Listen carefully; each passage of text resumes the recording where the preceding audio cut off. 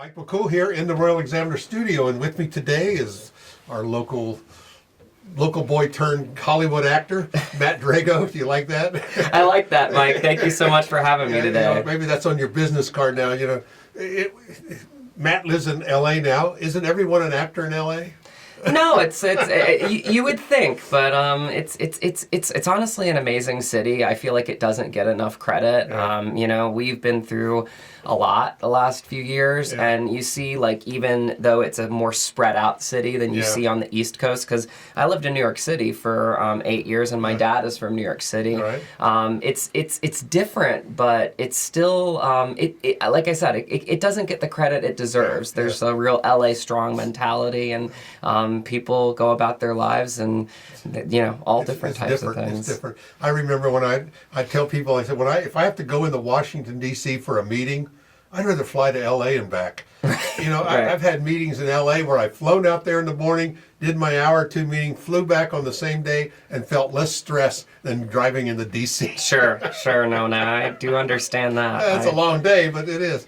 So you grew up here in Warren County in the area, and your Matt's dad is Art Drago, our sensei from Front Royal. I mean, forever. You're a 4th degree black belt, and how in the world did you get into acting? I mean, honestly, Mike, it was the first love of my life. I really enjoyed storytelling, and it really kind of started just getting into the local theaters here and really doing as much as I could. With my mom living in Warrenton, my dad living in Front Royal, I kind of bounced around a little bit, doing a lot of shows at Fauquier Community Theater, doing them in middle school, at Taylor Middle School, and then at Fauquier High School. Fauquier High School. I went to Fauquier. And I also did some regional theater. One of my first paid gigs was at Riverside Dinner Theater. Yeah. I did 3 shows there. I did like Mowgli and the Jungle Book, Hansel and Gretel, and I did Mame, Little Patrick. Well, back in your day, you remember the dinner theater they had in Leesburg area? Yes. Yeah. I can't think of the name of it. I know. It burned down, Yeah. We still think about that.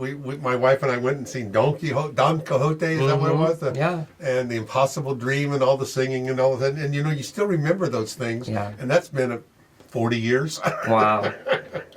Time flies. But you've seen that. There's always an experience attached to it. But growing up across from the dojo, right when you look out the door, you're Royal Cinemas. I mean... And that's how it all started. I mean, it was a safe space for me growing up. It was an escape for me growing up. I do really mean this. I just felt like as a kid, it was a really cool thing to maybe impact the world with telling stories and getting people in touch with their emotions and their feelings and giving them the opportunity to escape, because sometimes people just need to go to the movie to escape. And I feel like theaters are so important right now. Yeah. And so when I pitched the idea to Rick Novak, he generously offered a Saturday night showing, and that's why we're doing it this Saturday, the 13th. At 6:30 p.m. and we're just inviting the whole town to come out. There's no excuse. They're $1 tickets. You know what I mean? It's just very generous. So if we wonder what we're talking about, Matt has just premiered his movie. Tell us a little bit about this movie. Somewhere in Montana, right? Somewhere in Montana, yeah. It's a story of the times. It's a big story, but I think it meets the moment. I play a West Coast director, and my legacy is in film. And he plays John, the character John, played by my friend Graham McTavish. He plays a Montana rancher, and we couldn't be 2 more uniquely different people, but the way that Brandon Smith, who is the writer and the director of the film, put it together is he wanted to put 2 uniquely alpha males in a situation that they had to figure out how to get out of. Right. And so essentially what it is that my character Fabian, he finds this location, I should say. Kat, his producer, played by my friend Michelle Hurd, who is brilliant, she finds this location, and we're kind of running out of time. As you learn in the film industry, there are deadlines that need to be met, or people start to pull money away from you. Sure. And then a lot of projects don't actually come to fruition. So that's the situation that Fabian finds himself in. And so what ends up happening is, Kat pushes this location. we show up to set, and you can just kind of feel that like dissonance in the air, because we are two very uniquely different people. He's showing up to like what I would think of as like a big meeting to do a business deal, and he's working on his ranch because we actually shot on a live cattle ranch. Right. And it kind of goes through its ebbs and flows, but it's a story that, you know, I think really breeds this like togetherness that we kind of all need. And I'll share a story that really resonated with me on set behind the scenes. There was a day that we actually had I hung out with the actual people that owned the ranch, and they invited us up to their ranch house. We were playing with their friendly, grandkids. Real incredible. People are so friendly. But it was interesting because they weren't even sure that they wanted the movie to be shot there originally, because it becomes part of their legacy. Right. You know, people know their house, they know their ranch, and I just remember, talking to David, the owner of the ranch, that one day that we were on set. And I just asked him one simple question, and he knew exactly what I meant when I said that, because I've been a meat eater my whole life, and, you know, we are two uniquely different people. This is a guy that's, you know, very inward. He goes to work every day. He does a job that, frankly, I couldn't do to provide, right? And I looked at David. It's a beautiful sunny day, and I said, you know, David, how do you do this? And he knew what I meant. Yeah. And I never saw him get emotional, Mike. And in that moment, he literally just looked up at the sky and he said, "Oh, it's still hard." And I was like, wow, that's the story that we're telling, because what it ends up being is that regardless of our differences, regardless of, you know, where we're at in our society, we actually do need each other. Right. And that's kind of that connective tissue that I think makes this movie really meet the moment, and one that is special and that I'm really grateful to be a part of. Yeah. So it's always interesting, isn't it, to come back home and you're meeting people that you haven't seen for a long time. Sure. But you lived in Northern Virginia as well, didn't you? Between your trips around New York and Virginia and back to LA and into New York, it's kind of a different, you know, a lot of people haven't traveled anywhere. And when you go to these places, you're realizing how similar everything really is. I mean, the people are the same really wherever you go, aren't they? They really are. I mean, that's the thing. It's like you really do. Unfortunately, I think we're getting to the place in our society where people are like almost socially distanced and becoming socially awkward. Right. And, you know, that's kind of why I really believe that theaters and sporting events and really just being around each other is more critical now than it ever has been before. Yeah. And so, you know, I really do. I remember growing up, going to the theaters and being around people and having that collective feeling together. Yeah. Yeah. And it really is, it's a catharsis. Like you actually do need that. And when you don't do that, when you don't get yourself out of your house and you don't, you know, make the effort to be around people, you lose a part of yourself. Yeah. We're social creatures. Exactly. 100%. So what's in store for Matt going forward? You're this big movie star now. I mean, you know. Honestly, Mike, it's always been the dream just to be a working actor. I was going to say, how many actors do you see, you know, when somebody like, we use the word makes it, you know, that gets in a popular show or TV, and all of a sudden you're watching reruns and older show.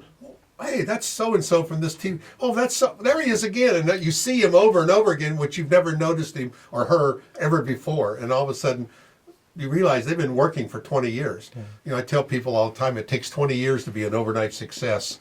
You know, people use Taylor Swift as an example. Here she was a 7-year-old, you know, and, you know, I mean, they start young, and then all of a sudden, 20 years later, well, where'd they come from?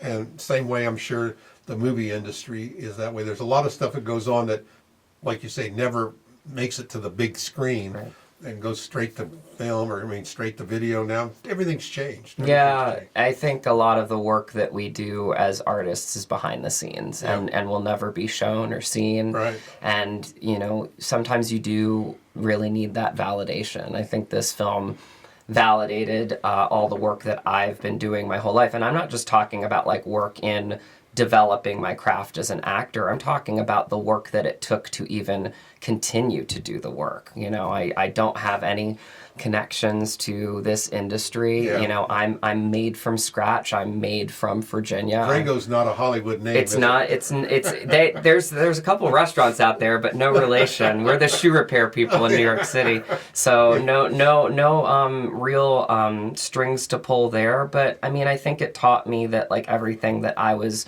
to earn in my life, like I was going to work for. And the work was something that, you know, growing up in dinner theater, like was something that I was like, okay, if I want this dream, I'm gonna have to fight for it. I'm gonna have to work for it. And I was closing down bars at 4 or 5 a.m., you know, taking restaurant shifts, taking catering gigs. When I moved to LA, I didn't have a job. I was like cleaning people's houses for a living, you know, and it was all to keep that dream moving forward because I was given a gift when I moved to New York City and stayed with my grandmother for those years, and I put all the money that I made back into my craft. So I got to study with like the great Terry Schreiber, who, you know, is an acting teacher, became like a grandfather to me and just loved it out of me. He's gotten a lot of great actors their starts, including Edward Norton.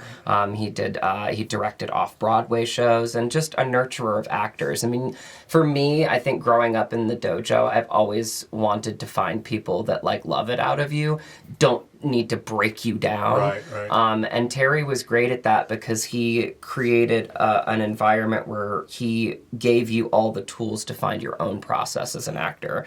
And as an actor, now that I've done all this work, I would take a role and I would look at it and I would kind of do a 360 on it. And I would be like, what kind of like methodology should I use to get into this role? Yeah. And, you know, for Fabian, because I felt so much crossover with him, and alignment in my life and his, in what we're trying to do, I did go a full method approach. I, you know, lost 30 pounds for the role because I felt like I needed to feel him in the body. And it's just all that work, again, that you've done your whole life, but when you actually have the ability to do it with other great actors on a professional set, it validates that you are ready to meet this moment and you're ready to do it. And that was what was so special about it. You see, in Hollywood, you know, years ago, when I mean, in my young age, which was a long time before you came around, actors did a lot of roles. I mean, and when they needed an actor to do this, the actor could do it, and the actor, you know, and so now it almost seems like I need a guy with a southern drawl. That's all this guy can do. He's a southerner with a southern drawl. He can't really. That's just who he is. Right, you know, right. You see that a lot. I mean, or you know, are that what they look for, or has the actors changed? You know, there's an interesting thing that I remember when I moved from New York City to LA. And this is what was told to me by a few people. And I thought it was kind of an interesting way, to your point.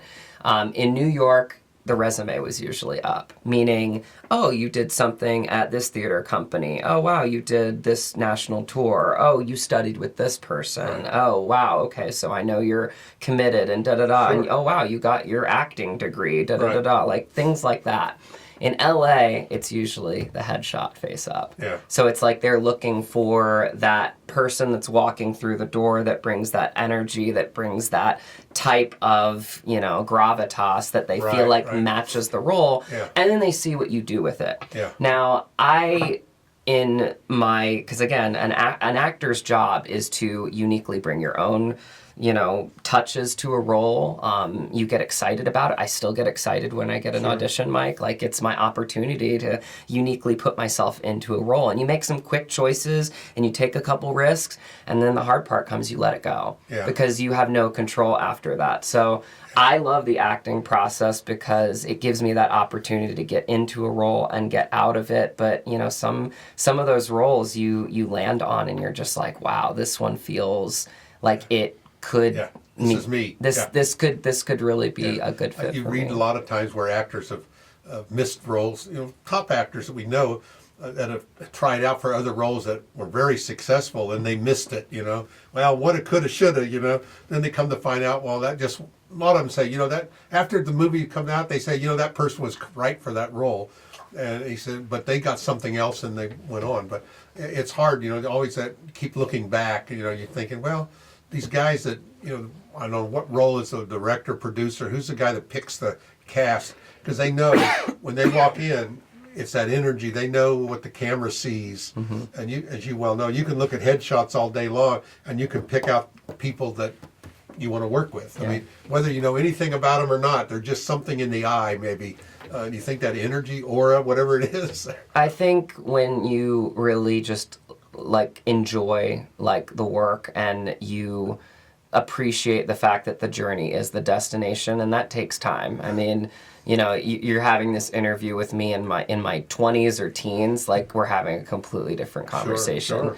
But me right now, I think I've realized that I just feel like the work is so vital to me as a person, and I love it so much that I have learned to appreciate the fact that I'm getting invited into a room, Right. and the fact that I get to make some choices. And I think it's you know, it hurts me less when a role isn't right for me, because I know I still do good work. Right. And if you do good work over and over again, I mean, they say in LA, and I think this is very true, if you have a handful of casting directors or producers that really appreciate what you bring to the table, and that's not just like in terms of like your acting skill set or your toolbox, but it's your ability to collaborate. I was going to say, and get along with people. And get along with you people. hear about all the time, well, this person has been blacklisted from, and it's not because of their skill, it's just because of their attitude, or how they work with the people on the set, and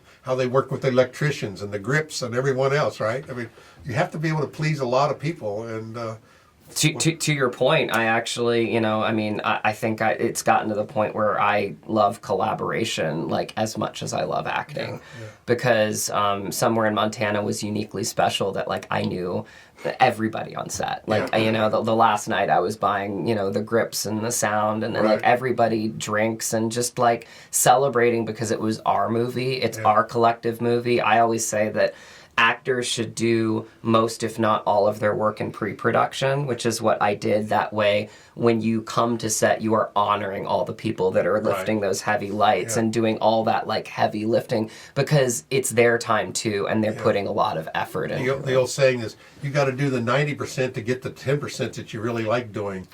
And when you ever watch credits on a movie, you got 12 minutes of credits, and there are thousands of people involved, and you're thinking, wow, you know, there's a lot of people, a lot of jobs involved in doing something that we see for an hour and takes hours and hours. Oh, one thing I wanted to mention to you, when you mentioned in LA, you're watching TV and the guys are in, let's say the detectives are going out to the scene.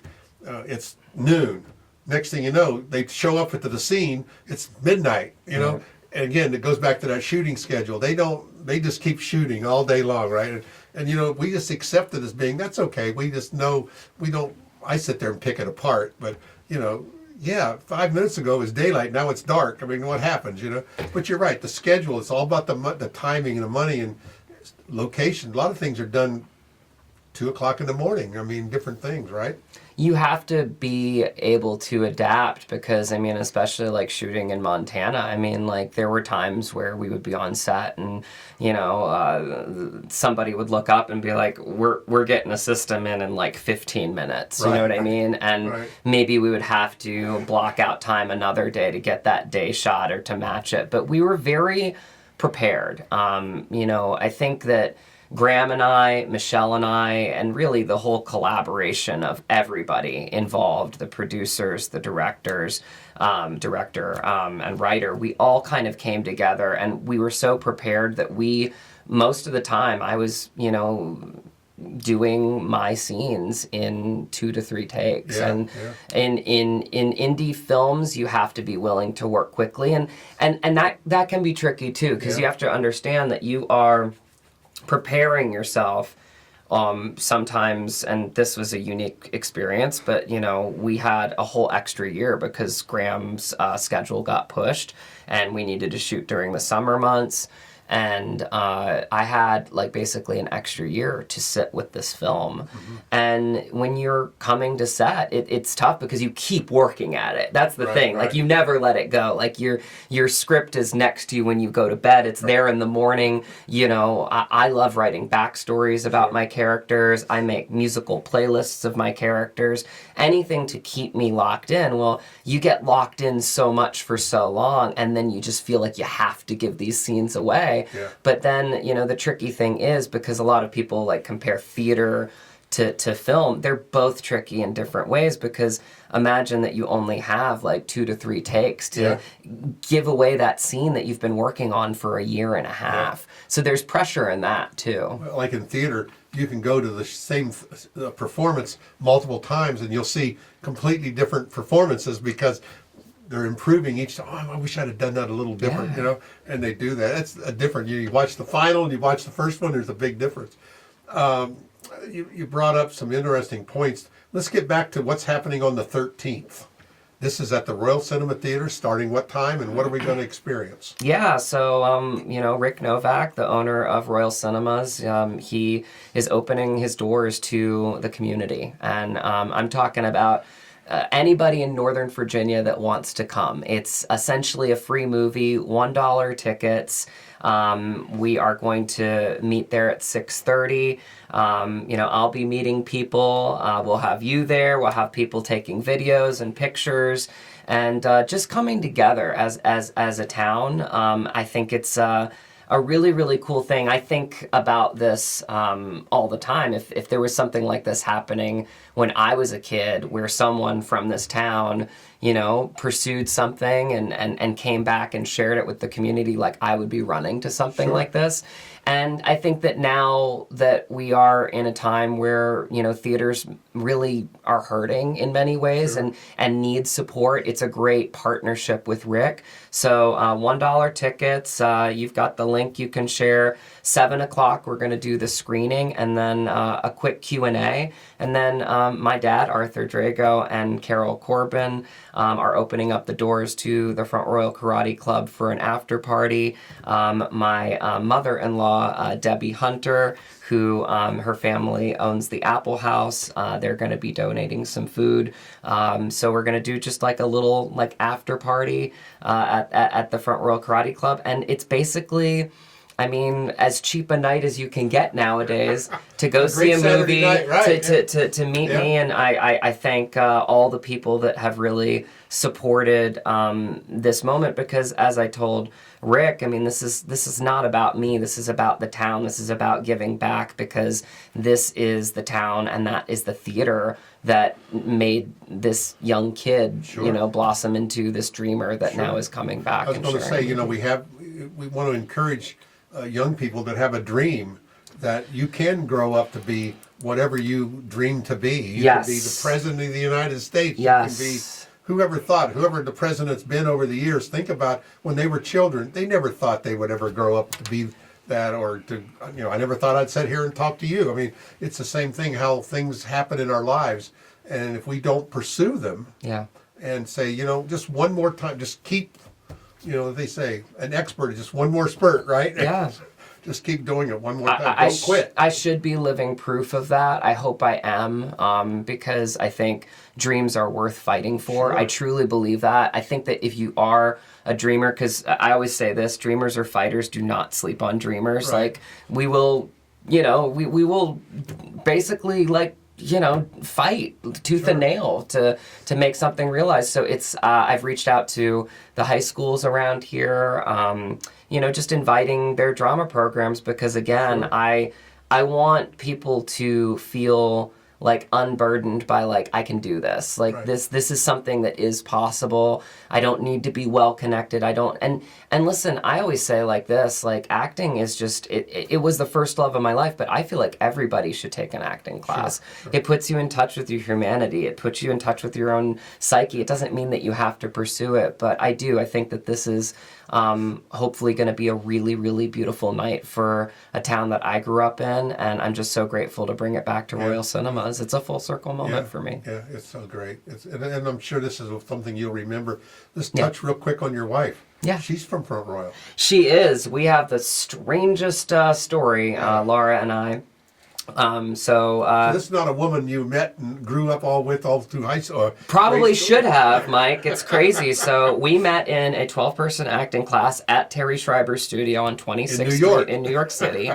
And found out that we grew up 3 blocks away from each other in Front Royal. Yeah, that's something. You know, she's on Sherwood, my dad's on Lee, and it just was a really odd circumstance where she hadn't been to the first class. She came over to my grandma's apartment to rehearse. It was from, we were paired together in the scene from Say Anything, the John Cusack movie, and it's the breakup scene, and so it's the one where she gives him the pen. Very classic scene that we were doing together, and I'm fiddling through the script, and I came across the call sheet, and I looked at her number, and I was like, you have a 54 area code. Where are you from in Virginia? And keep in mind, this is in my, apartment on 79th and Broadway. Right.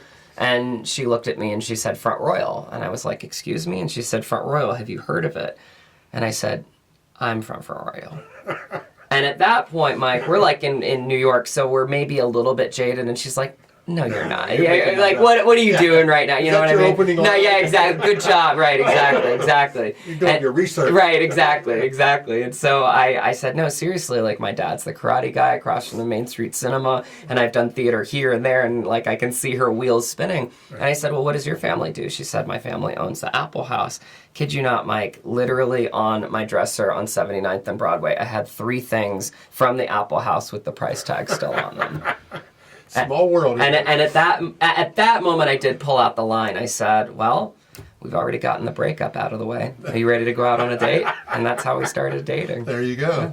Man, it's going to be a lot of fun to watch this movie with you. We're going to get together after the movie. You'll have a little question and answer session. It's always good to see that, and we'll see how it goes, and we'll talk then. All right? That sounds good. I really appreciate it, man. Thank you for your support, Mike. Sure, I appreciate it.